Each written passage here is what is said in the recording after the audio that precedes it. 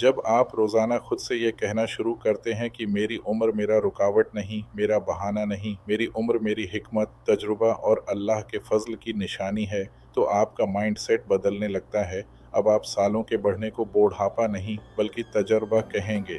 अब सफ़ेद बालों को अफ़सोस नहीं, बल्कि इज़्ज़त समझेंगे। अब वक्त गुज़र जाने पर रोने की बजाय बाकी वक्त को बचाने और बेहतरीन बनाने की फ़िक्र करेंगे। इसीलिए बहुत से लोग 40, 50, यहाँ तक कि 60 के बाद भी नई डिग्रियां लेते हैं, बिजनेस शुरू करते हैं, कुरान हिफ्ज़ करते हैं, नई ज़बानें सीखते हैं और मुआशरे में फ़र्क लाते हैं। फ़र्क नंबर का नहीं, यकीन का है। अब अमली पहलू की तरफ आते हैं। अगर आप वाकई इस बात को अपने अंदर उतारना चाहते हैं कि उम्र सिर्फ एक नंबर है, तो कुछ छोटी मगर ताकतवर आदत अपनी ज़िंदगी में शामिल करना होगा। मसलन सबसे पहले अपनी रूह की उम्र पर तवज्जह दें। रोज़ाना चंद मिनट कुरान के साथ गुजारें, चाहे तिलावत हो, तर्जुमा हो या तफसीर का एक दो जुमला हो। जब आपका दिल अल्लाह के कलाम से जुड़ता है तो उसके अंदर एक ताजगी आती है, एक अमन, एक रोशनी। ये रोशनी आपकी बाकी ज़िंदगी को भी मीनिंग देती है।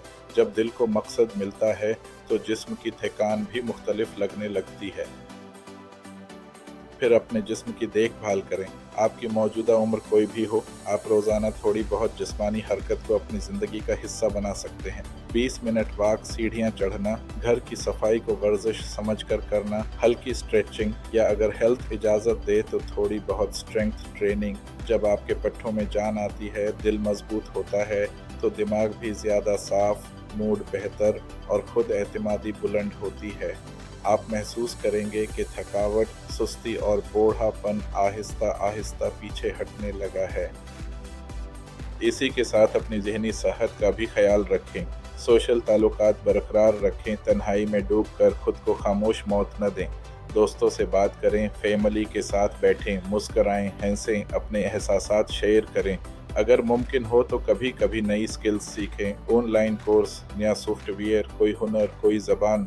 ये सब चीज़ें आपके दिमाग को जवान रखती हैं, न्यूरॉन्स को फ़ाल रखती हैं और आपको मुसलसल ग्रोथ की फ़िज़ा में रखती हैं।